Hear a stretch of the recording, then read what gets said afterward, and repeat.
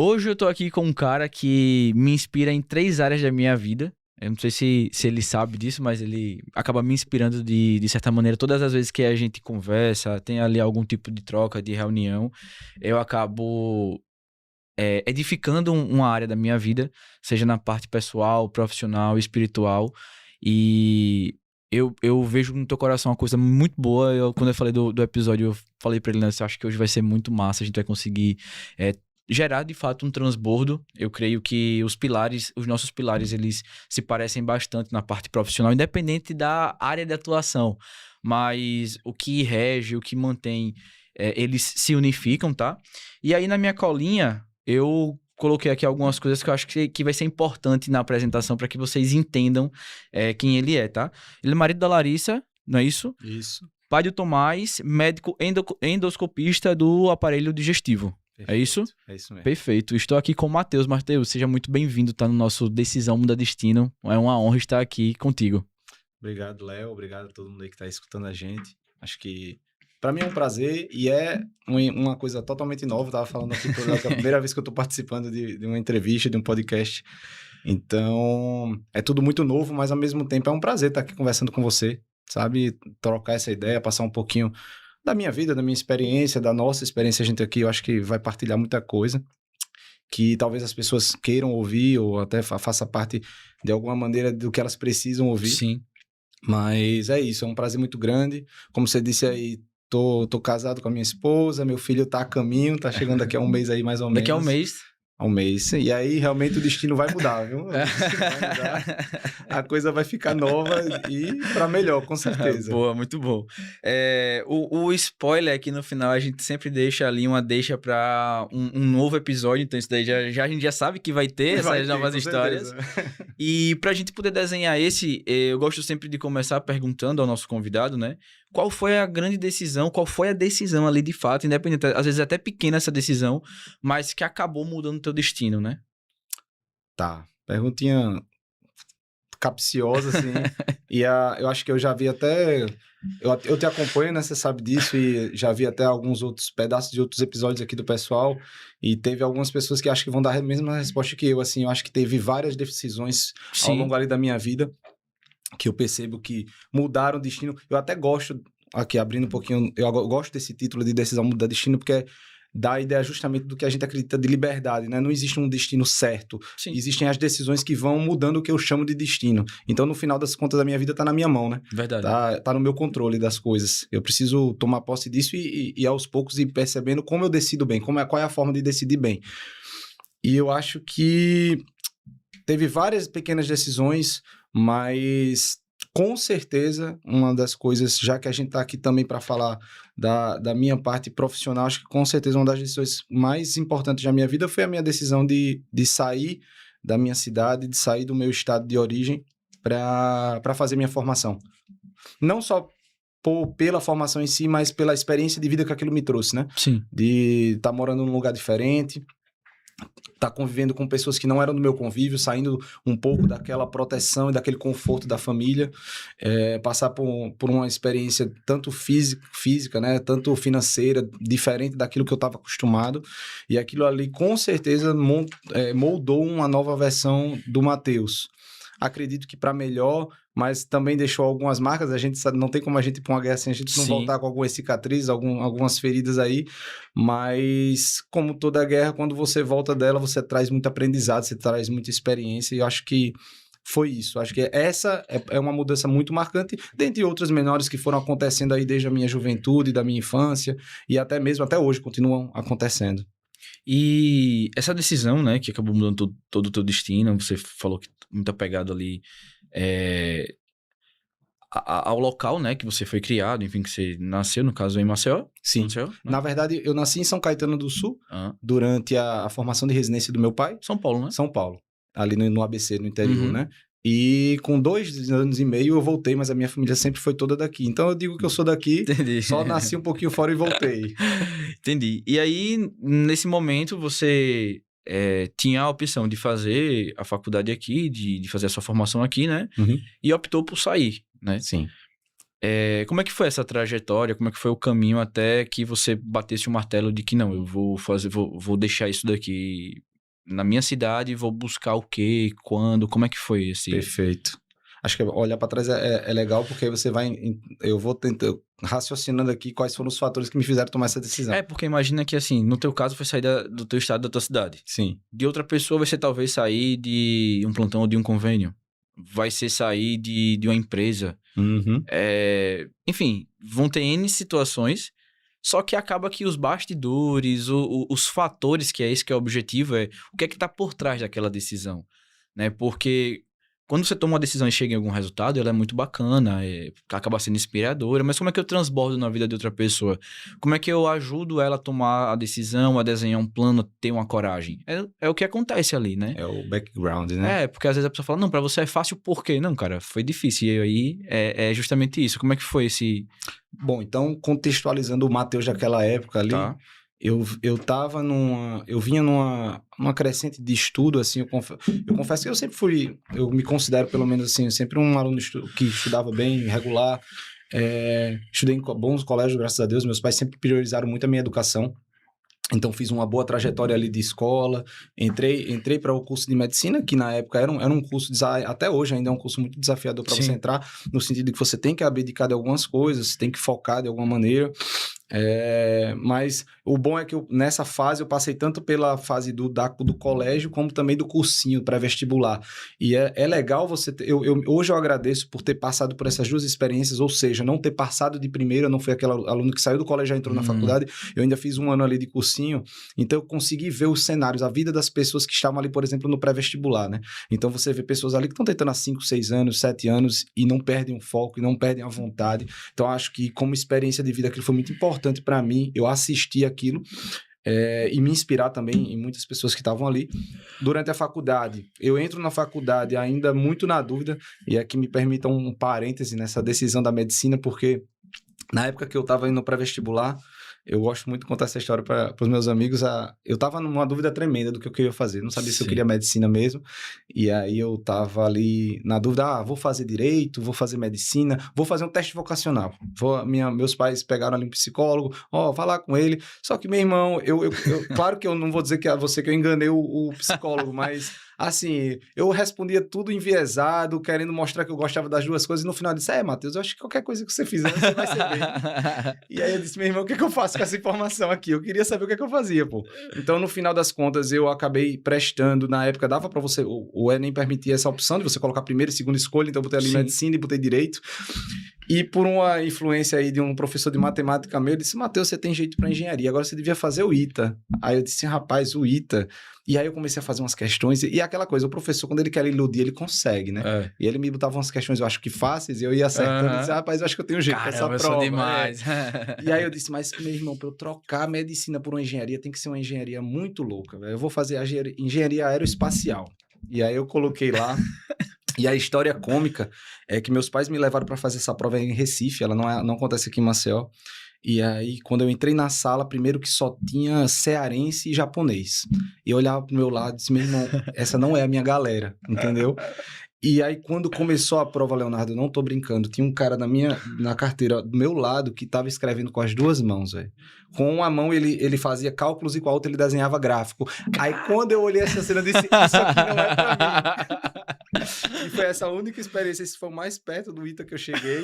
E dali pra frente, eu fui agraciado, assim, consegui ser aprovado pela minha nota nas duas, então eu tive que escolher. Realmente, ali chegou um momento que eu tive que escolher pela medicina. Chega a bifurcação, né? Chega na bifurcação e eu vejo isso muito na minha vida, sabe? Eu sempre fui aquele Matheus...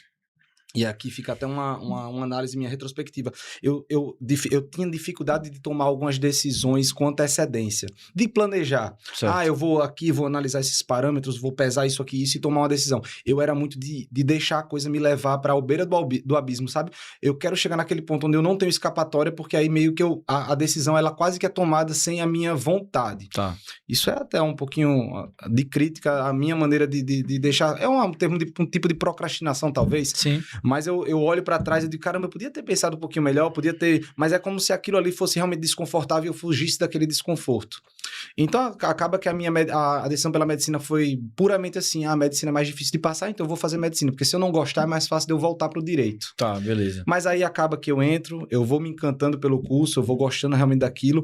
Desde os primeiros períodos, a área cirúrgica me encantou muito, gostava de acompanhar os cirurgiões, ver a rotina deles, o fato de ter alguma coisa artesanal e ali, de você mexer, de você cortar, costurar, então aquilo ali me encantava de alguma forma. E eu fui desenhando por aquele caminho, o estudante ele consegue, às vezes, desviando para o lado que ele gosta, né? E eu era muito encantado por cirurgia pediátrica, porque eu gostava do paciente pediátrico, assim, gostava de lidar com criança.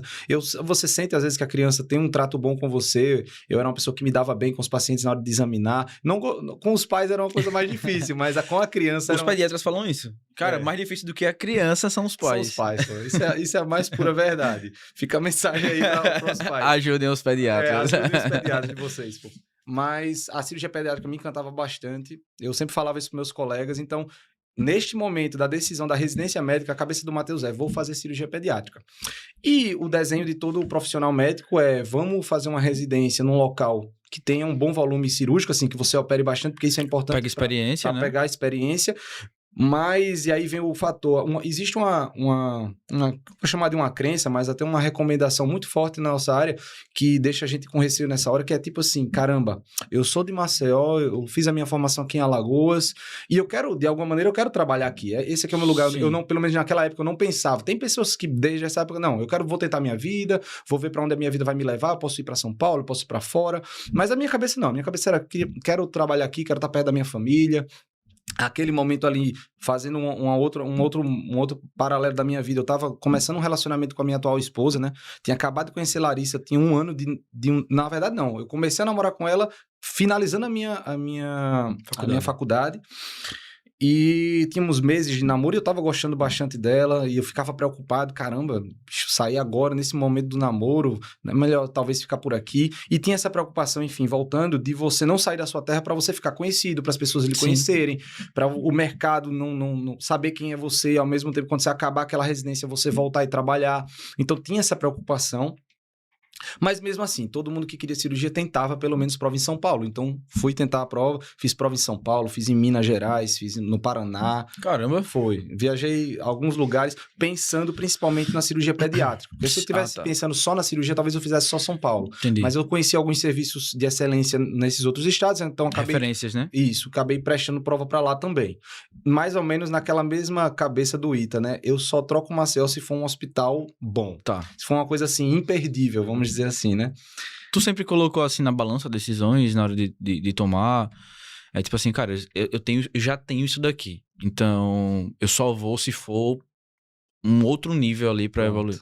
A gente tá voltando, então, para uma ferramenta, né? Essa ferramenta aí que você tá descrevendo foi justamente o que a minha esposa me pediu para fazer. Eu cheguei em São Paulo, na minha época, né, da prova do SUS, você tem um leilão, e eu vou daqui para o leilão meio que assim: eu tenho a minha nota e ela é o meu lance. Tá. Se eu conseguir aquele hospital, boa. Então, assim, eu já tinha definido um hospital, só queria um lá hospital. Em São Paulo. Em São Paulo. Eu só troco Maceió, eu já tinha a minha aprovação aqui na Universidade Federal, tinha passado no hospital universitário, já tinha aprovado, já tinha feito a residência, era só a entrevista, era só ir.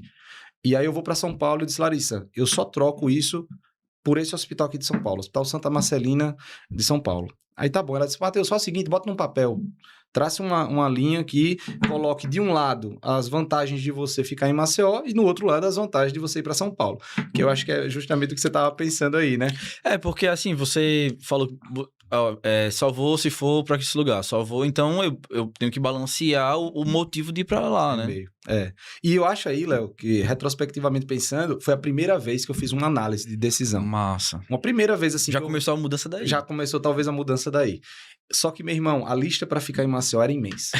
Eram mais de 20, assim. E aí, 5 tópicos relacionados à Larissa, mais os 5 da minha família. Aí tinha os meus amigos. E tinha o mercado de trabalho, que é aquela minha preocupação. E em São Paulo só tinham 2 frases. Uma era serviço de excelência e a outra era experiência de vida. Tipo assim, coisas totalmente abstratas. E aí eu vou pro leilão, graças a Deus ali consegui a vaga no hospital que eu queria. E aí eu chego no metrô, logo depois da vaga tomada, né? E eu tinha ali que tomar a decisão. Ou eu ia para o aeroporto e voltava para Maceió, que estava com a minha vaga aqui, Sim. ou eu ficava em São Paulo e assumia 2 dias depois. Caramba, já era... O leilão, naquele ano, aconteceu alguma coisa que já ia começar 2 dias depois. Tá. E aí é aquela cena do filme que eu tô no metrô, as pessoas estão passando, eu literalmente sentei no chão da estação, porque eu tava muito ansioso, assim, com a coisa, e realmente eu lembro que, assim, eu entrei num funil ali na minha cabeça, tudo em câmera lenta, eu disse, eu preciso tomar uma decisão agora aqui, e aí eu ligo pra Chegou lá. meio que no precipício que você falou, né? Isso. Que era de tomar. E por mais que eu tenha feito o uso da ferramenta, naquele momento ali, eu acho que eu era só emoção, sabe? Eu era, tipo assim, o que é que eu vou fazer com isso aqui? Liguei pra Larissa na época, ela muito sábia, eu acho, assim, naquele momento, ela me deu força, mas ela não pressionou para nenhum sentido, no sentido da, talvez fosse melhor você vir para Maceió, talvez você... Ela não falou nada. Te apoiou. Ela me apoiou, ela disse, olha, o que você decidir aí, veja o que é melhor para você. Não me ajudou muito, mas ao mesmo tempo não me pressionou. Eu acho que é sabedoria isso, sabe? Isso daí é uma espécie de ajuda, né? Com certeza. Ela foi minha mentora ali na hora, sabe? De realmente ter a sabedoria, de ter paciência. E eu disse, Larissa, eu vou ficar. E hoje... Na hora eu senti isso, mas hoje com certeza eu consigo perceber com mais clareza que o sentimento ali, o raciocínio que me fez tomar a decisão foi muito simples. O difícil ensina mais. O difícil ensina mais. O difícil ensina mais. Assim, onde for ser mais difícil, onde vai ser mais árduo, onde vai exigir mais de sacrifício, talvez seja melhor para mim, como pessoa, como profissional, como tudo. E é uma ideia muito simples, mas ao mesmo tempo eu acho que foi muito forte naquele momento ali, e eu tomei a decisão que eu chamo de por instinto, mas era um instinto movido por essa ideia. Sim. E aí, a partir dali, eu escolhi ficar em São Paulo e tudo muda, né? São 7 anos ali, foram 3 anos de residência de cirurgia geral. Caramba. Mais 3 anos de endoscopia. Tá, isso aqui me pegou muito, tá? Eu anotei vários tópicos aqui, não sei se eu já de outra folha, mas eu tô aqui anotando algumas coisas. E o que me pegou foi o seguinte, você falou, na questão que você falou da lista, né? Porque eu percebi esse padrão de eu vou colocar o que é muito melhor, porque de fato, às vezes a gente toma alguma decisão sem avaliar o resultado que aquilo ali vai gerar. Cara, é melhor, beleza, mas quanto melhor? Né? O quanto eu ficar... eu conseguiria chegar. Então, assim, cara, é até melhor essa oportunidade e aí pegar qualquer uma. Às vezes tem uma muito melhor quando você não botou na balança, você não conseguiu escolher. Aí você falou lá da sua lista, tinha mais de 20 itens, né? Família, amigo, trabalho, tá ali na cidade, beleza. E na outra só tinham 2, né? Então, 10% da outra lista, beleza. E você falou na questão das pessoas assim, cara, será que vale a pena mesmo, né? De tipo assim, de ir, porque você já pretendia ir para voltar, não é isso? Então, isso. Beleza, já que você quer ir para voltar, por que ir, né? Enfim, então, se a gente colocar na balança, né, o peso estaria assim. Só que aí você falou que o difícil, ele ensina mais. Então, talvez o peso não seja a quantidade de coisas que eu tenho de um lado ou do outro, mas do quanto aquilo vai me levar para um próximo nível, do quanto aquilo vai me levar para onde eu de fato quero chegar. É basicamente isso. Na hora que você está fazendo uma lista, eu falava assim, faça uma lista do que você quer e ao lado você bota o que você não quer, porque às vezes você só olha o que você quer e quando você pega ali algo, tinha um monte de coisa que você não queria. E aí o que ele está explicando é o seguinte, pega uma lista, faz os pontos positivos e negativos, talvez o que você quer e o que você não quer, e o fator decisivo que vai fazer ali é qual lado vai te levar para um próximo nível ou quantas decisões daquele lado ali vai te dar o que você espera da sua carreira. É basicamente isso. Tá, beleza. Outra coisa foi a história do metrô, né? Sim. Porque quando você fala, eu fiquei imaginando ali. Né? Aquilo dali, tipo assim, putz, como é que eu tenho que tomar uma decisão, né? Foi basicamente um leilão. Quando você dá o lance, você tem que pagar, né? Então, literalmente, ó, vai ser. E eu acho que até ajudou pelo teu perfil de, cara, eu não tenho saída, eu vou ter que tomar uma decisão aqui. E você falou que foi muito por instinto, né? De instinto que eu falo às vezes quando a gente chega num fator decisivo, o nosso cérebro, ele enganou, mas fala, cara, ó, é isso daqui, mesmo que o medo seja maior, é esse caminho que vai dar. Eu vejo esse perfil muito na minha esposa, tipo assim, ó, amor, eu quero fazer isso daqui. Cara, vê o que é que vai, onde é que você vai chegar, se for, tamo junto aí, a gente vai junto chegar nesse objetivo aí que você quer, porque eu acredito que você tem essa capacidade de tomada de decisão, né? E aí você liga pra Larissa, explica pra ela, vê que vai ficar. Depois disso, como é que foi ali o desenrolar? Ficou em São Paulo, já ficou direto, voltou, como é que foi? Então, ali, como eu disse a você, já começaria daqui a 2 dias, dali a 2 dias, né? Então, basicamente, eu não tinha opção de voltar, só se fosse para fugir, mas...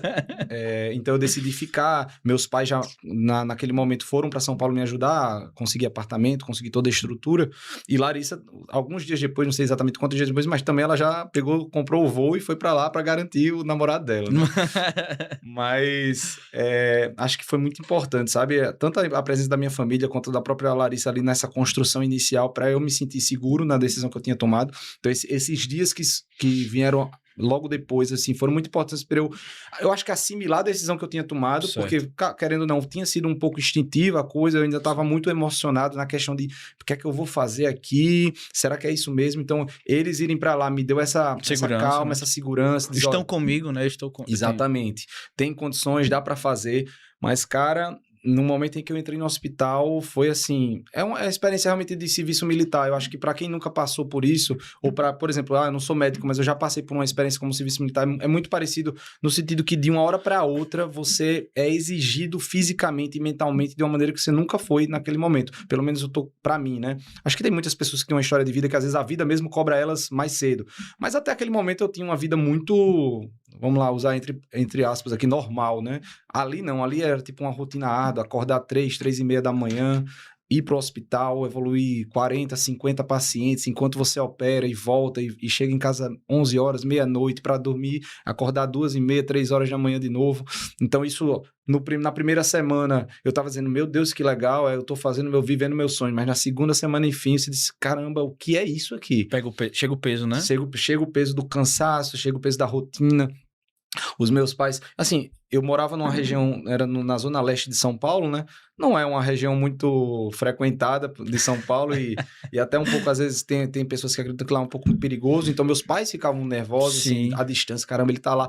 E eu dizia pra eles, eu nem paro pra pensar nisso, porque eu tô tão cansado que, meu irmão, o cara que me encontrar na rua, ele vai ter pena de mim quando ele olhar. Meu irmão vai descansar. Não vai descansar, não tem o que fazer com você, entendeu? Então, foram principalmente o primeiro ano ali, o segundo ano foram bem extenuantes nesse sentido, mas ao mesmo tempo foram muito edificantes, sabe? Eu acho que aquela dificuldade moldou a minha mente e aí trouxe características que o Matheus não tinha, de objetividade, de resolutividade. Caramba, eu tenho um pronto-socorro aqui, eu tô na minha tela 20 pacientes para atender.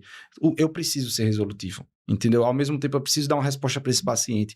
Então, e a cirurgia, ela traz muito essa questão da urgência, né? O paciente que está ali, ele precisa de uma resposta agora. Sim. Às vezes, uma medida que você toma ali faz a diferença direta na vida dele. Então, às vezes, chega trauma. Eu tava num pronto-socorro em que eu era o médico da porta que atendia. Se tivesse uma intercorrência no andar, era eu que tinha que subir para atender o paciente que estava intercorrendo internado. Se tivesse chegado um trauma com os bombeiros, era eu que ia atender. Então, assim, eu estava ali em 3 linhas de frente ao mesmo tempo. E ao mesmo tempo, com esse paciente eu tenho que ter um raciocínio mais lento, com esse aqui eu tenho que ser imediato. Então, isso, em 3 meses, cara, eu nem me reconhecia mais. Caramba. Eu não me reconhecia, assim, em termos de conhecimento médico, porque quando você tá num aperto, por mais que você não saiba, você vai atrás de saber. Então, aquilo ali exige conhecimento. Eu não é, você devorou livros. Não, devorei livro. Eu devorava protocolo. Eu tinha que saber coisas específicas e pontuais que fizessem diferenças. E que, não tirando o mérito do livro, mas às vezes você não tem tempo para ler capítulos. Você tem que ler condutas. Então, aquilo ali me ajudou a realmente focar e ser mais objetivo nas coisas. Em 1 ano, eu estava, operando bem pela quantidade de cirurgias, eu já estava vendo tomografia, eu não sabia ver tomografia, eu tinha terminado a faculdade, não sabia entender o exame de tomografia. Com 1 ano, eu já estava laudando sem precisar o radiologista laudar. Nossa. Então, assim, indicava cirurgia junto com os residentes ali, baseado no exame que até pouco tempo atrás eu nem entendia. Então, assim, isso foi fantástico. Essa questão o crescimento do conhecimento foi exponencial, e isso me encantava. E isso eu acho que foi me fazendo apaixonar realmente pela cirurgia, no sentido de caramba, é isso, eu tenho aptidão, eu gosto do que eu tô fazendo. E eu acho que na questão da balança, isso compensava o cansaço, compensava a tristeza. Eu, às vezes, tinha 15 segundos de fala com a Larissa durante o dia. Às vezes a gente se conversava, eu dormia no telefone. Às vezes não, quase todas as vezes eu dormia no telefone. Teve uma época da residência que era engraçado, que eu dizia, Larissa, eu tô dormindo aqui 1h da manhã, eu preciso acordar às 3. Eu não vou acordar às 3, eu preciso que você me acorde. Então, assim, teve meses da Larissa ligar todos os dias. Ela era o meu despertador. E ela tinha que... Ela ligava, ela dizia, você já levantou da cama? Você já entrou no chuveiro? Sim. Porque se ela não fizesse isso, eu voltava. Não, voltava. E eu brinco com ela que foi uma fase da minha vida em que se eu olhasse para a janela e eu visse o sol, eu tava atrasado. Eu não podia ver o sol. O sol me trazia um pânico, sabe? Aquela sensação de que eu tô muito atrasado. Às vezes eu Porque tu sai antes de nascer e voltava... Não podia ter nascido, entendeu? Eu não via o sol, literalmente, porque eu entrava no hospital à noite e saía do hospital à noite. E eu lembro que várias vezes não, mas algumas vezes eu acordava domingo e era um domingo que eu não ia trabalhar, mas eu tava tão automatizado que às vezes eu só lembrava que eu não tava no hospital no meio do caminho. Aí eu dizia, caramba, hoje é domingo, então volta. Caramba, meu irmão. Foi algumas curiosidades aí da rotina. Acho que quem fez residência de cirurgia sabe um pouquinho do que eu tô falando. Mas, respondendo a tua pergunta, então foi essa trajetória bem tranquila. No final da residência, então, ali, eu tenho uma experiência muito boa com um paciente meu que precisava de uma endoscopia digestiva. E aí, nesse sentido, na época, a gente levava ele para o Hospital das Clínicas, que no Brasil, ele é hoje o centro de referência de formação de endoscopia, e por ser isso, é um serviço grande, é um serviço que encanta, assim, muita tecnologia, muito material humano bom. Todas as pessoas que eu lia livros, que eu estudava assuntos, eram autores que trabalhavam no hospital. Muito e massa. Aí eu vou levar esse paciente lá e eu me encantei, cara, sabe? Eu cheguei na sala, vi eles fazendo o exame, vi eles... E era um procedimento complexo, o paciente era grave, e eu saí de lá com o paciente tratado. E, cara, era muito legal porque eu via meninos novos da minha idade fazendo coisas que, tipo assim, se eu já tava impressionado com o que a cirurgia tinha me dado, aquilo ali era... Meu irmão, caramba, como é que eles chegaram nesse ponto? Como é que eles estão fazendo tudo isso? E eu senti algo diferente ali. E ali, pronto, ali foi a primeira vez em que eu não cheguei no precipício. Eu tomei a decisão antes. Eu disse assim, caramba, eu quero isso aqui. Não tô na dúvida, é isso aqui que eu quero. E já tinha deixado cirurgia pediátrica para trás, assim, é isso aqui, eu vou chegar nisso aqui. E ali realmente foi se antes a Larissa tinha me dado a experiência com a listinha, ali não, ali sou eu que vou montar um plano, eu vou traçar um mapa para chegar aqui nesse hospital. Então eu fui atrás do cursinho que formava bem para o Hospital das Clínicas, eu fui conversar com as pessoas que faziam residência lá, conversei com os assistentes, com os chefes, como é que faz, qual é o perfil do residente que vocês gostam, assim, a gente precisa disso, precisa daquilo. Então, assim, realmente tracei um mapa e eu me lembro que, faltando meses, assim, para a prova da segunda residência, o meu pai disse, meu filho, eu sei que você quer endoscopia, eu sei que você já está decidido, mas, assim, tenta em outros lugares, faz prova, tem residência de endoscopia no hospital no Sírio, tem no ABC, tem outros hospitais. Esse pai... Eu só quero lá. Se não for lá, eu espero. Eu estudo no outro ano, mas eu vou entrar lá. Eu comecei a escrever com as duas mãos. Não, ainda não. Não, tinha japonês lá, mas eu escrevi com a mão só. Mas o que eles faziam com o aparelho, velho, é coisa impressionante. E aí E eu disse, não, pai, eu só quero um. É só esse. E não tem problema, se eu não passar... E aí, cara, ali vinha eu sentia que eu tava mais sereno, eu tava mais consciente das coisas. Eu disse, meu irmão, isso é que é tomar uma decisão com clareza, sabe? Eu tive aquela experiência de saber... Isso, de fato, é quando... Sabe quando você sente que aquela coisa se mostrou pra você, o seu caminho tá revelado ali? Então, eu tava muito calmo, tava muito tranquilo. Tinha paz, né? Tinha paz. Eu estava em paz. Eu não posso dizer que eu estava tranquilo, porque parece até que eu estava assim, em êxtase. E não era isso. Era tipo assim, vai ser difícil, eu tô estudando pra caramba aqui, talvez eu não passe, eu vou ficar triste se eu não passar, mas ao mesmo tempo é isso que eu quero. Então, se eu não passar esse ano, vai ser no próximo. E graças a Deus ali deu pra ser naquele ano. E aí eu entrei... A minha trajetória na endoscopia foi justamente ali, foi uma outra coisa da cirurgia, porque a cirurgia eu acho que eu ia descobrindo o que eu gostava. A endoscopia, desde o início, eu já sabia que eu gostava daquilo. Então, eu pude focar, eu pude aproveitar o máximo que aquele serviço tinha para me oferecer e para depois pensar em o que é que eu ia fazer com aquilo ali. Assim, você falou que demorava para decidir, deixava ali de última hora, mas você é bem decidido, tipo assim, se é para decidir, vai ser aqui. E aí, ou é aqui ou não é, vai ter que ser aqui. Então, assim... É uma relação com a decisão, né, que é de muita clareza. Nessa parte que você fala de estar tranquilo, estar sereno, existe algo que a Bíblia nos dá, que é a paz que excede todo entendimento. Então, eu acredito que quando a gente está no caminho, que é o nosso caminho, independente se tá difícil, tá cansativo, tá com dinheiro, tá sem dinheiro, tá com saudade, a paz, ela não, nos garante. Inclusive, você falando dessa sua trajetória, eu me lembro de Isaías, se eu não me engano, é 40:34, que fala que os que estão no seu propósito, eles voam como uma águia, eles correm e não se cansam. Porque é literalmente, cara, eu tô fazendo aquilo que eu fui chamado, eu tô fazendo aquilo que arde em meu coração. Então, eu vou dormir 2 horas por dia, eu não vou ver o sol, eu vou querer aquele local ali e tá tudo certo. Tá cansativo, mas eu estou em paz, eu estou pleno e nada vai me parar, eu vou chegar ali. Tem esse discernimento aí do que você tá falando, tá?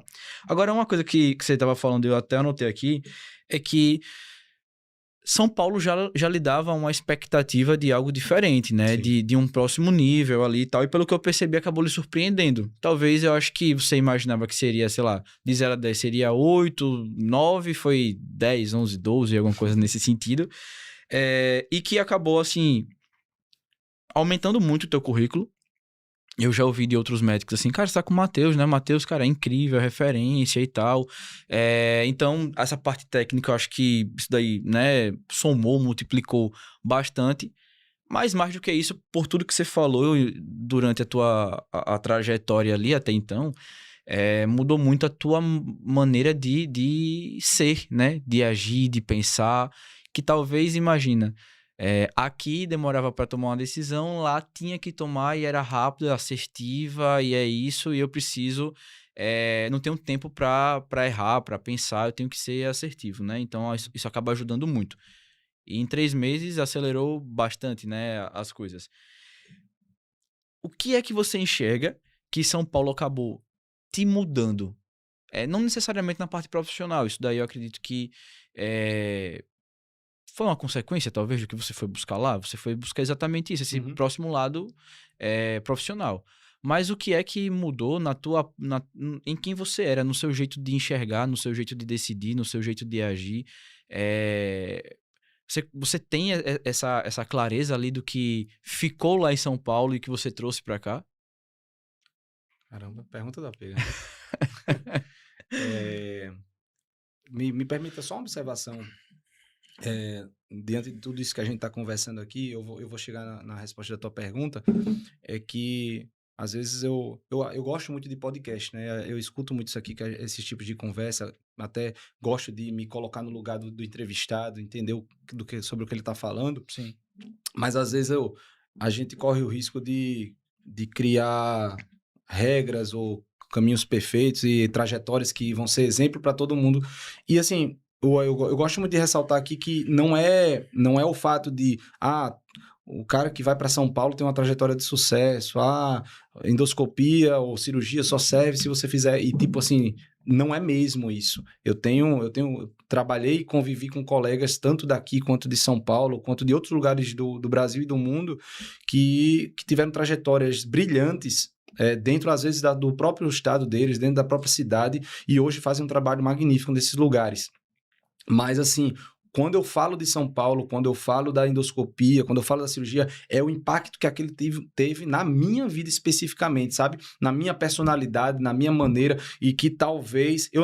tudo aqui é o talvez. Matheus, e se você tivesse ficado em Maceió, talvez eu tivesse crescido da mesma forma, talvez eu tivesse entendido, mas hoje eu só posso ler o que eu tive. Esse foi o caminho. Esse foi o caminho, e eu sou muito grato a Deus e à vida por ter me conduzido por esses caminhos de desconforto. Mais uma vez, voltando àquela questão da dificuldade, porque eu poderia ter encontrado dificuldades aqui em Maceió, em Alagoas, que tivessem mudado também a minha maneira de discernir, de pensar, de tomar decisão, mas essa foi a minha trajetória, entendeu? Essa foi a minha trajetória, e aí entrando agora na questão do que São Paulo fez por mim, em termos de como o Matheus era e como o Matheus hoje ele retorna para Alagoas, eu acho que São Paulo, diante de toda essa parte profissional, aos poucos ele foi me dando, porque eu estou pensando na palavra skills, mas habilidades para para moldar o meu caráter, mudar a minha maneira de pensar, a minha maneira de encarar a vida.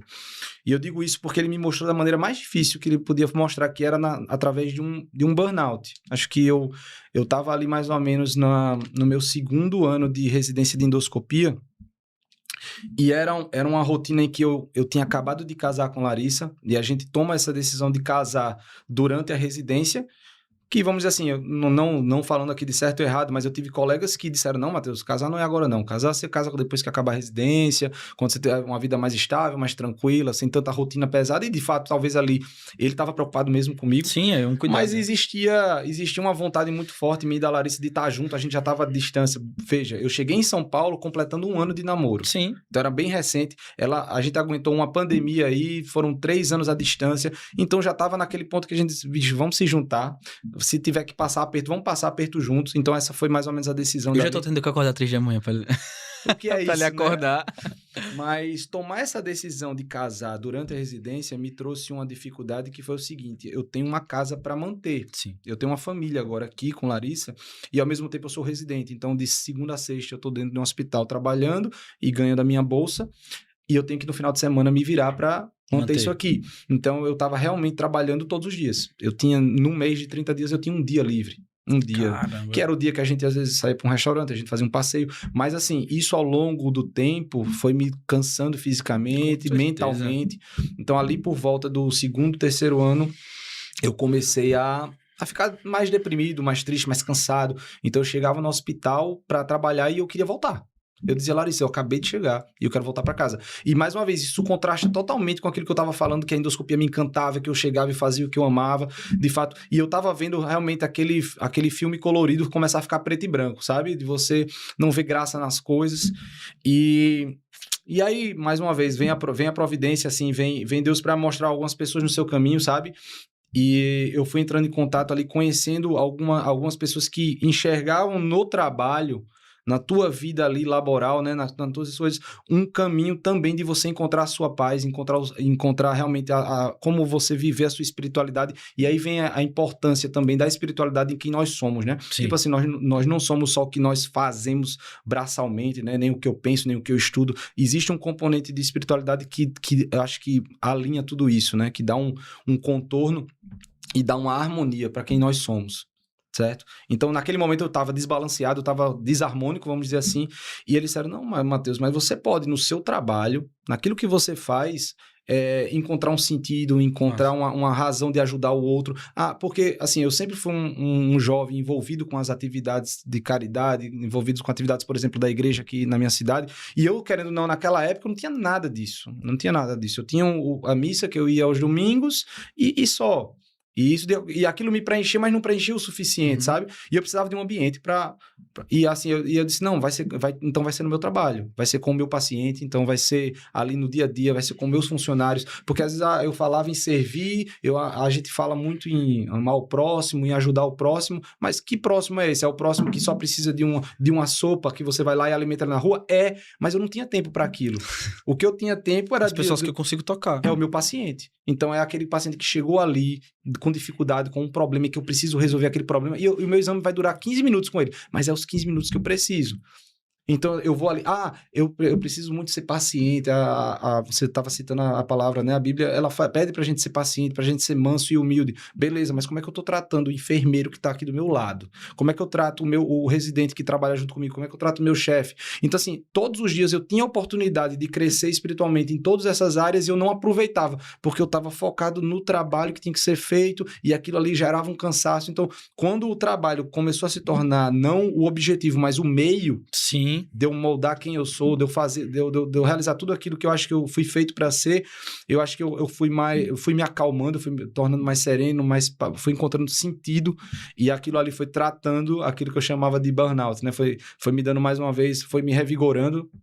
Obviamente que isso com o auxílio da minha esposa, a gente conversava bastante sobre isso, a gente foi se engajando cada vez mais nesse propósito, e acho que São Paulo me deu isso também. Eu confesso que eu volto para Maceió já com uma outra cabeça. Eu disse, caramba, eu tenho muita coisa para fazer aqui por essa cidade como forma de gratidão. Eu tenho muitas pessoas aqui para servir. Então, assim, quando eu cheguei aqui, que eu encontrei os espaços para trabalhar, Por mais que eu recebi convites para serviços muito bons, mas eu disse, caramba, peraí, e o SUS? Onde é que eu posso trabalhar aqui pelo SUS, sabe? O SUS foi o serviço público que me formou, foi o serviço, então tem aquela gratidão, tem o paciente que eu quero chegar no paciente que não é atendido, sabe? Que não tem, às vezes, o acesso a serviços de excelência, e eu queria que ele tivesse um exame de excelência também. Então, assim, como é que eu posso, da maneira como eu sou, da maneira que eu tenho, com o tempo que eu tenho e com a técnica que me foi dada, como aprendizado, como é que eu posso servir melhor? Então, isso foi São Paulo, de verdade. Foi esse tempo, assim, foi essa experiência, foi essas pessoas que eu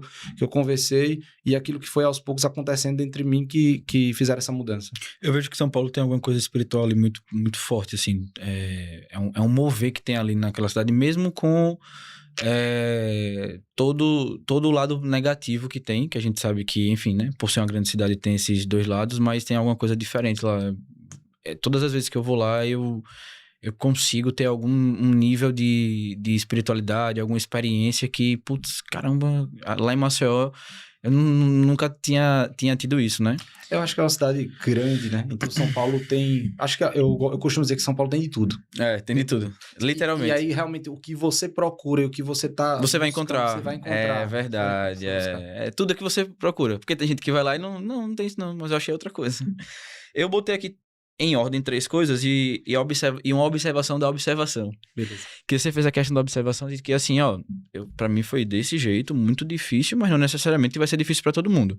Pra quem tá em casa, é exatamente o que o Matheus falou, cara, você não vai precisar não ver o sol, você não vai precisar, não é isso. Só que existe um caminho que eu botei aqui, porque literalmente a gente vai trazendo os pontos e o contexto por trás, porque eu percebi que as pessoas, elas precisam se enxergar naquela situação, senão ela fala, não, mas é porque eu não vou fazer cirurgia, não vou, né? É o seguinte, toda decisão, ela vai gerar uma dificuldade, tá? Então, cada um no seu nível. Cada indivíduo tem um nível de dificuldade do que acha difícil. O que é difícil pra mim em grau 7, talvez seja difícil pra outro em grau 2, em grau 10. O que eu preciso corrigir na minha vida é completamente do que o outro precisa, né? Nós somos criados de maneiras diferentes, a gente tem visões de mundo diferentes e precisa corrigir comportamentos, crenças diferentes na nossa vida. Então, esse foi o teu formato. Só que, para ele, se você achou que é muito difícil, tem gente que não, isso daí é fichinha para o que eu passei. Ok, mas para cada um vai ter um nível. Então, entenda que para você chegar em um próximo nível ou para você chegar onde você quer, você vai ter que tomar uma decisão que vai gerar uma dificuldade. Essa dificuldade pode ser de rotina, pode ser de superar um medo, pode ser do que for, mas você vai ter que romper e passar por isso, porque é daí que você vai conseguir o seu resultado. Existe uma coisa que a pessoa fala, rapaz, eu tô em uma aprovação da poxa. Entenda que provação vem de prova. Para você ser aprovado, você precisa passar naquela prova. E é justamente isso. Todo nível vai ter a sua aprovação. Você superando aquilo, você vai chegar lá, né? O resultado é equivalente ao nível que você se entrega. A minha primeira dúvida é a seguinte, né?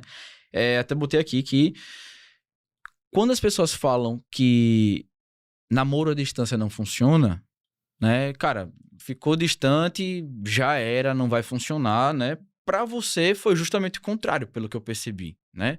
Porque, beleza, estava distante fisicamente, mas eu acredito que ela ia lá visitar e tal, mas não estava ali no dia a dia. Só que acabou aproximando pelo momento, né? Cara, tá difícil e eu vou estar junto, tá? Porque ela poderia simplesmente não acordar. Bota aí 10 despertadores que uma hora você vai acordar. A minha técnica é botar o celular no banheiro pra acordar cedinho. Eu tenho que me levantar, eu digo, eu já me levantei também, então vai nessa, né? Quando você se aproxima e decide casar e decide, enfim, né? O que era exatamente que você estava buscando? Porque, imagina, você poderia ter seguido o conselho, que estaria também super certo, porque, ao meu ver, não existe certo ou errado, existe a decisão, né? Cara, tomei essa decisão, putz, não deu o resultado que eu esperava. Tá, então entra como aprendizado. Caramba, deu o resultado que eu esperava ou mais. Tá, então entra como lucro, né? Então a decisão, ela vai gerar isso de um aprendizado ou o resultado que você esperava. E qual é o fator que você enxerga aqui? Primeiro, aproximou vocês no lugar de afastar. E segundo, o porquê aproximar ainda mais em um momento que talvez não seria o ideal ali. Beleza. Eu acho que um conceito que cabe muito bem a gente tratar aqui nessa pergunta é o de catalisador, né? Catalisador é aquilo que é um fator que acelera um processo, um determinado processo, né? Você geralmente usa ele, uma reação que aconteceria em um certo tempo, quando você bota um catalisador, aquilo ali acontece num tempo muito menor, né? Ele otimiza o processo, né? Eu acho que no nosso relacionamento especificamente, o catalisador foi a distância. Acho que a distância, ela permitiu, ela deu a oportunidade, eu acho que eu gosto muito dessa palavra, ela deu a oportunidade da gente refletir o que de fato nós estávamos vivendo ali, em termos de relacionamento. O que a gente tem é sério, é de fato, você gosta de mim, eu gosto de você, então foram perguntas que inevitavelmente foram feitas. Tipo assim, caramba, você tá longe. Eu aguento essa distância? Tipo assim, porque é muito fácil a gente pensar nisso e responder, não, eu aguento. Mas beleza. E segunda-feira, você vai aguentar ainda? Terça-feira, quarta-feira, quinta-feira, 1 mês, 2 meses. Uma pandemia, foram 6 meses sem se ver. 6 meses, assim. E cada um vivendo na sua cidade, obviamente, mantendo um contato diário, na medida do possível, como eu expliquei, mas era uma distância. É uma distância física, é uma distância que, em alguns momentos, as brigas que você tinha quando estava presente, continua tendo a distância. Só que quando você está presente, às vezes você dá um abraço, às vezes você vai na casa dela, você tenta remediar de alguma forma, tenta dar um presente, agradar, mas a distância não. A distância você tem o telefone, você tem as suas palavras, então foram momentos desconfortáveis, momentos de um machucar o outro, de falar coisas e ficar sem se falar, e dormir às vezes sem se falar. Então, não... Mas ao mesmo... Aí volta para o ponto, né? Eu sempre tive muito claro, Léo, e aqui também vai uma mensagem para todos que pensam ser de forma semelhante. Eu não sou só o meu trabalho, e eu acho que é importante as pessoas sempre revisitarem essa ideia. Eu não sou só o meu trabalho. Lá atrás eu fui formado e assimilei isso com a minha família, que tipo assim, existem outras áreas da minha vida que precisam crescer juntamente com o meu trabalho. Então, eu não adianta de nada eu ter um doutorado em endoscopia, mas eu não ter realizado outros sonhos que para mim são tão preciosos quanto. Então, eu acho que aí você pergunta, por que decidi aquilo naquele momento? Eu acho que porque eu percebi que, primeiro, eu tinha encontrado alguém que decidiu por mim, e decisão muda destino. E naquele momento em que eu percebi que ela estava decidindo muito por mim, que eu também sentia a mesma vontade, eu disse, essa área daqui da minha vida precisa crescer também. Então, assim, eu já tinha dado o primeiro, vamos dizer assim, o grande degrau da minha formação tinha sido feito, eu tinha acabado de me formar na universidade, já estava concluindo uma residência de cirurgia, e eu disse, beleza, minha vida profissional está caminhando, é isso que eu quero mesmo, eu estou me realizando, mas e essa outra área aqui? Eu quero ser marido, eu quero ter minha esposa, eu quero ter o meu casamento, eu quero ter meus filhos. Então, se eu quero isso daqui a 5, 10 anos, o que é que eu preciso fazer hoje? Hoje eu preciso tomar a decisão por alguém que vai estar do meu lado e que quer isso. Então, a Larissa ali, nós, nas nossas conversas, a gente tinha um costume legal que a Larissa às vezes ia para São Paulo. Isso aí é um spoiler nosso, da nossa intimidade. Às vezes a Larissa ficava lá 7 dias, alguma coisa, mas no último dia, independente da quantidade de dias que ela fosse, no último dia a gente fazia uma avaliação. Massa. Era tipo assim, a gente sentava, dizia, tá bom, no último mês aí, nos últimos dias, no tempo que a gente não ficou lá, quais foram os pontos positivos e quais foram os negativos? Onde foi que eu errei? Onde foi que você errou? E a gente ali, mesmo às vezes a gente tava mal ou a gente tava muito bem, mas a gente queria visitar esse ponto, entendeu? Mesmo que tivesse sido uma coisa... essa rotina, né? E a gente às vezes já tinha resolvido tudo, já tava tudo resolvido, mas a gente queria, sabe, analisar, aquilo lá que aconteceu, eu acho que eu falei aqui, a gente pediu desculpa. Então, assim, isso, eu nunca teve em relacionamento nenhum. E falando, por exemplo, de relacionamento à distância, eu já tinha tido a experiência de um relacionamento à distância que não tinha dado certo. Então, eu tinha, vamos dizer assim, não é trauma, mas eu tinha uma experiência negativa. Então, ali foi totalmente diferente. Então, essas decisões que foram pequenas decisões que foram sendo feitas e atitudes que a gente foi tomando foram moldando isso. E aí eu disse, meu irmão, essa área da minha vida precisa avançar e é com ela que vai ser. Então, tô na residência, tudo bem. Vai ser mais difícil? Vai ser mais difícil. Mas eu preciso que isso aqui caminhe também. Sim. Eu vou sofrer um pouquinho mais. Talvez eu não desenvolva na minha área profissional como outros colegas meus que estão solteiros, que podem viajar para o mundo inteiro, mas mas talvez lá na frente eu agradeça porque outras áreas foram andando em conjunto. Sim. É aquelas colunas que você vai Levantando. para formar um edifício. Que não precisa ser na mesma medida, na mesma hora, mas que precisam ser levantadas Precisa em algum acontecer. momento. Né? Exato. Então, foi isso. Você falando isso e o que você falou sobre a faculdade, a residência, planejamento, enfim, eu anotei aqui alguma coisa e queria saber se é de fato isso que você concorda e se foi isso que aconteceu. Isso me mostrou que quando a gente quer de verdade alguma coisa, mas assim, de verdade, eu quero, é essa pessoa que eu quero, é essa profissão que eu quero, é esse futuro que eu quero, a gente faz dar certo. Não existe dificuldade, não existe desculpa, não. Pode ser que aumente o nível da dificuldade, pode ser que aumente o nível do desafio, mas a gente vai encontrar um caminho para que aquilo aconteça. E talvez, se hoje nós queremos algo e que nós não nos movemos para aquilo acontecer, pode ser que ou a gente não queira tanto aquilo, ou a gente não vê que aquele seria o melhor caminho e assim ficar mais que um sonho guardado. Primeiro, eu quero saber se você concorda com isso, de tipo assim, quando você quer de fato algo, você faz, independente da dificuldade. E segundo, é que se eu não dei esse passo, né? Se eu não estou disposto a, como é que eu consigo avaliar se eu mantenho aquele sonho, aquele planejamento, aquela desculpa, se eu mudo de rota? Esses dois pontos aí, como é que a gente pode trazer de clareza para quem tá hoje parado, né, ali? Eu diria o seguinte, quando a gente joga essa pergunta de o que eu quero, né? Ah, não, o que eu quero é isso. Isso é uma imagem. Acho que quando eu colocar, não, a minha profissão do sonho é essa, o meu sonho era atingir esse patamar, era ter tanto X vendas, enfim, eu não sei qual exatamente é o seu sonho nesse momento. Mas isso é uma imagem, isso é uma fotografia que você criou no seu imaginário, baseado no seu imaginário, nas pessoas que estão ao seu redor, no que você conviveu na sua vida. Só que pelo menos eu acredito muito que eu tenho que estar disposto a entender que essa imagem não é verdadeira, ela não é uma realidade, ela é uma imagem. Então, assim, eu vou construindo e eu vou tomando decisões para chegar naquela imagem, mas eu tenho que estar disposto sempre a que aquilo ali se acomode de alguma forma ou modifique, para não ser exatamente aquele retrato que eu queria ter no final. Então, assim, eu queria muito ser o melhor endoscopista do mundo. Beleza, vou traçar uma trajetória para isso. Mas não necessariamente eu vou ser o melhor do mundo, ou necessariamente eu não vou fazer naquele serviço, ou eu não vou chegar naquele patamar. Mas se eu mirei aquela imagem, algo próximo daquilo ali, você vai chegar. Você vai chegar, tá? Agora, e assim, mas como é que eu vou saber que eu estou tomando a decisão certa para chegar naquele lugar? Aí vem a questão daí eu volto no metrô, né? Do feeling, né? Eu acho que se você percebe que as suas decisões estão tirando você da sua zona de conforto, sem abrir mão dos seus valores. Você não está abrindo mão de quem você é, você não está abrindo mão daquilo que você acredita, mas você está se desafiando, aquilo está sendo incômodo, aquilo ali mexe com áreas suas que queriam ficar mais retraídas, queriam ficar mais acomodadas. Isso pode ser, aí vem aqui, isso pode ser um sinal que você está no caminho certo. Tá. Eu acho que assim, e quando você... A validação externa, ela é positiva. Eu acho que de alguma maneira, se você tem verdadeiros amigos, se você tem pessoas que você confia, essas pessoas dizem, olha, cara, tá muito legal o que você tá fazendo, você tá indo num caminho bom.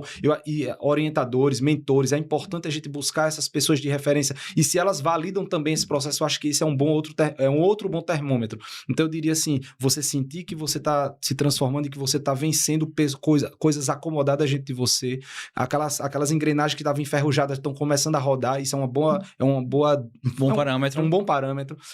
O feedback de pessoas que você confia, de que você admira, como pessoas que você, caramba, eu queria chegar próximo de quem essa pessoa é, eu acho que é um outro parâmetro. E as suas obras. E você contemplar aquilo que ao longo do caminho você está construindo. Os frutos que estão dando. As obras e os frutos, exatamente. Tipo assim, são bons frutos? Tipo assim, eu tô fazendo alguma coisa boa pelo outro, eu tô fazendo alguma coisa pela minha família, eu tô fazendo alguma coisa pelos meus filhos. Então, assim, isso tá sendo bom de maneira... E eu acho que a gente acredita que existe o bom, né? Existe aquilo que de fato é bom para a vida, para tudo. Então, esse é um parâmetro interessante. E acho que com esses parâmetros você vai guiando, e aí você diz, e se eu não quero abrir mão. Cara, se você não quer abrir mão do que você está fazendo hoje, eu não queria sair dessa situação, para mim tá bom, não sei se eu quero me esforçar tanto, tudo bem, mas assim, é uma decisão, e decisão muda destino. Então assim, talvez o seu destino não mude, Mas você vai ter aquele destino que você está construindo. Então, assim, não quero, não quero. E muitas vezes o não querer, tá, Léo? Aqui o não querer é prudência. Às vezes o não querer é tipo assim, rapaz, acho que não é o momento, acho que para eu fazer isso eu vou ter que abrir mão disso e talvez isso aqui seja mais precioso para mim. Então é muito bom você ter essa e não ter pressa de decidir. Não tenham pressa. Pelo contrário, o problema é a gente perder tempo com coisas que sugam a nossa energia e impedem de tomar as verdadeiras decisões. Então, pare para fazer um exame de consciência e perceber, eu não estou tomando essa decisão porque, de fato, eu pensei, eu assimilei e eu cheguei à conclusão de que não é o momento, ou realmente eu estou retardando, eu estou procrastinando, eu estou com medo de mostrar alguma face minha que eu não queria que as pessoas vissem, ou até de me mostrar e acabar me expondo, porque quando você se expõe, você está se abrindo para receber as críticas. Então, eu acho que é isso, fazer um bom exame de consciência e o que eu poderia dar como baliza seriam essas coisas aí que eu mencionei. Perfeito, perfeito. Estamos chegando perto do fim, tá? Infelizmente. Hoje foi muito massa, gostei bastante da nossa conversa. Eu só queria, assim, pra finalizar, uma coisa que você falou, e aí eu acredito bastante na parte espiritual, né? Da gente conseguir cumprir nosso propósito através de qualquer pessoa que a gente venha a alcançar, né? Quando a gente consegue enxergar isso, cara, é porque assim, no meu trabalho eu não tenho como ajudar o outro. Eu não tenho como transbordar na vida do outro. Tudo bem, só é seguir um mandamento, que é amar o outro como amo a ti mesmo. Então, se eu amo o outro, eu não vou fofocar, eu não vou fazer mal. Tem várias maneiras. E eu creio que a maneira principal talvez seja será que as pessoas que eu tenho contato, que eu acredito que eu não posso transbordar na vida delas, elas conseguem enxergar Cristo em mim, na minha atitude, no meu domínio próprio, na minha mansidão, na fofoca que eu não faço, na maldade que eu não... Enfim, né? Então, só de fazer isso aí, cara, você já vai mudar o outro. É aquela pessoa, cara, fulano não muda, tá, mas você mudou? Quando você mudar, naturalmente as pessoas vão enxergar e vão querer se inspirar, né? Vão querer, cara, por que fulano é assim, né? Então, tem esse motivo, mas eu queria entender assim, quando você fala que conseguiu lá, né, nesse momento lá em São Paulo, enxergar que a tua espiritualidade ela pode ser transbordada, né, através de um paciente, de um enfermeiro, de um colega, na prática ali, como é que ter essa lente mudou na tua conduta, na tua maneira de agir no trabalho ali? Perfeito.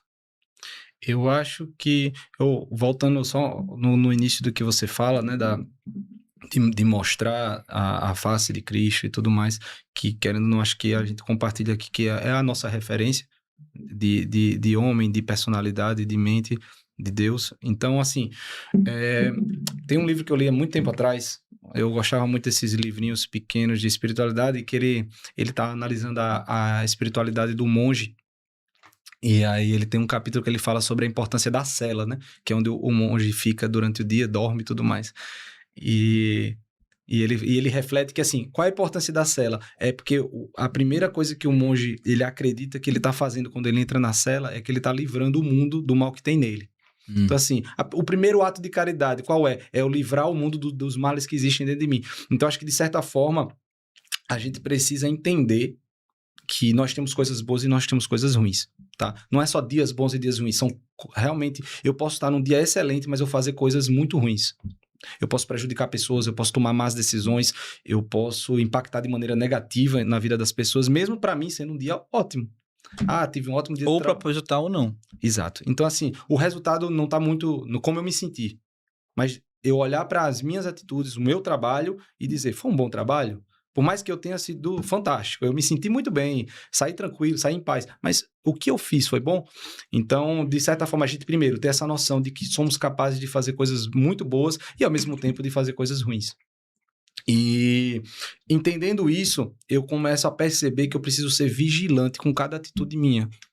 E se eu for esperar para fazer coisas, falando da nossa espiritualidade, se eu for fazer coisas para agradar a Deus apenas quando eu vou no culto, quando eu vou na missa, quando eu tô com um grupo de jovens, quando eu tô fazendo caridade com alguém na rua, se eu for esperar apenas esses momentos, eu vou estar deixando passar 99% do meu tempo, do meu dia, em que eu fiz coisas e eu não sei se foram boas ou se foram ruins. Então, acho que traz a vigilância. Eu acho que eu tenho a noção de que cada atitude minha, cada pensamento, cada fala principalmente, cada vez que eu abro a minha boca, eu tenho a capacidade de fazer boas obras ou obras não boas. E aí entra o trabalho. Acho que 95% do meu dia é fazendo endoscopia, é dentro de um hospital, é lidando com pacientes, enfermeiras, outros médicos, funcionários. E aí, desde o momento em que eu piso no hospital, eu percebo, caramba, eu falei com as pessoas, o que é que as pessoas sentiram quando olharam para mim? E não é porque eu tenho que ser modelo, não, mas é porque eu tenho uma oportunidade ali de fazer alguma coisa. Caramba, Matheus, você podia fazer um gesto de caridade e dar uma doação para uma instituição. Eu posso, mas eu também posso dar um Muito bom dia mais. para um funcionário que está ali na minha frente. As pessoas falam assim, Léo, você é cheio de brincadeira. Eu digo, não, cara, a vida é muito difícil. Eu chego na recepção, tiro uma brincadeira e tal. Um sorriso que eu tiro de alguém, uma brincadeira, já quebrou ali talvez um grito que ela levou antes de eu chegar. Isso. Então, se eu posso, isso daí não vai me custar nada, né? Isso. E aí, eu acho que, Léo, esse é o primeiro degrau, sabe? Você tem consciência de quem você é, de que as suas atitudes têm um poder de influenciar a vida das pessoas. Isso é o primeiro. O segundo degrau é o seguinte, se você acredita que você tem bons valores, que você quer passar para as pessoas, e aí a gente é convidado o que chama de evangelizar, né? A gente é convidado a isso, a passar verdadeira uma imagem de bondade e de verdade. Como é a melhor maneira de passar isso? E aí entra a questão que eu também aprendi nessa minha experiência. Você precisa... É bom eu tomar cuidado com essa palavra. Você precisa formar uma autoridade sobre o que você fala. As pessoas precisam olhar para você e levar a sério o que você fala. Certo. Mas como é que eu construo essa autoridade? E aí, o que é que eu assimilei para a minha vida?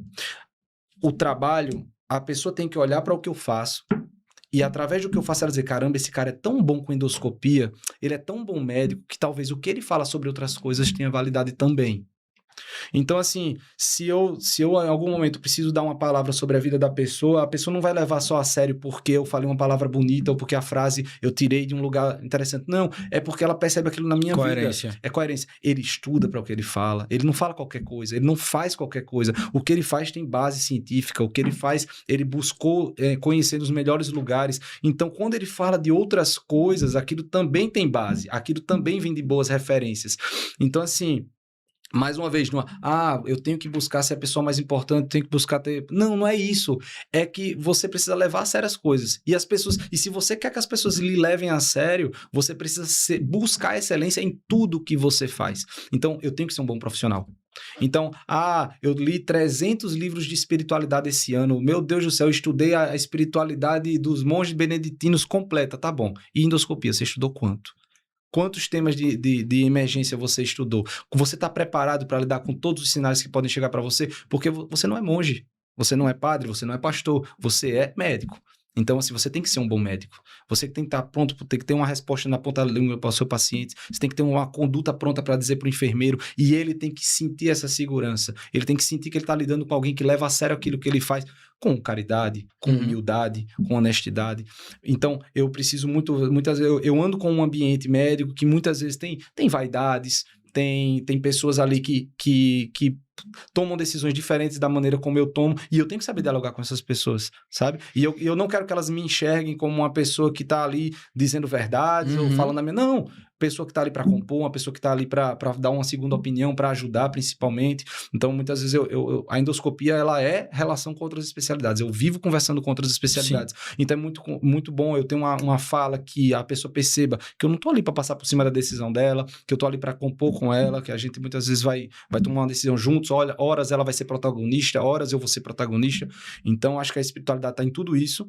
E eu sabendo que onde eu estiver, cada atitude minha, ela tem que refletir uma boa obra. Perfeito. Muito bom, viu? Meu amigo, meu papelzinho hoje aqui tá... Meu papelzinho aqui hoje tá cheio. Me fez refletir sobre algumas coisas, decisões sobre outras. Muito bom, muito bom, muito bom. A gente terminou o episódio com uma pergunta que, como eu falei, né? É o que vai dar o spoiler para que você possa voltar aqui, né? Deus quiser. E aí é sempre como você falou, não é que eu vou mudar minha vida para sempre. Decisões vão mudar destino. Então a gente tem que sempre vai ter a oportunidade dos convidados estarem voltando aqui, né? E para deixar essa deixa do próximo episódio, eu queria saber qual é a decisão que você vai tomar, que você tá talvez adiando, que você tá planejando, mas que você vê que ela vai acabar novamente mudando o teu destino.